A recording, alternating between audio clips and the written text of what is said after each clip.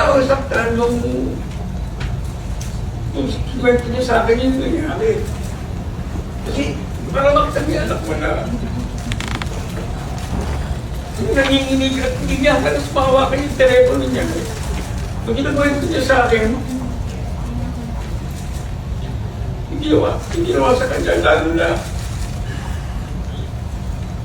si Jojo Lones po, nagtrabaho namin ni Sir sa walang matigas na pag-isa magaling ng misis. Siya po yung head writer namin. At sobrang galang ko sa kanya, sobrang respeto ko sa kanya.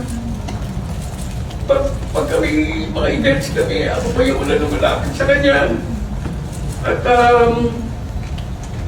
Sir Jojo pa ang tawag sa kanya, di ba? Sir, alam mo naman yan.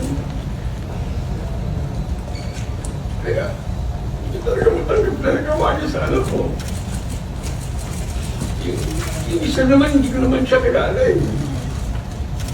Kaya doon naman siya nakilala kung nangyari niya yung incident. Pero sobrang sama ko ng loob ko talaga ng Jordan Morales. Kaya talaga ako nasaktan nung kwento niya sa akin yung nangyari. Kasi parang makita niya anak mo na nanginginig at hindi niya halos mahawakan yung telepono niya. Pag ginakwento niya sa akin, hindi nawa sa kanya, lalo na si Jojo Lones po, nagtrabaho namin ni Sir sa walang matigas na pag-isa magaling ng misis. Siya po yung head writer namin. At sobrang galang ko sa kanya, sobrang respeto ko sa kanya.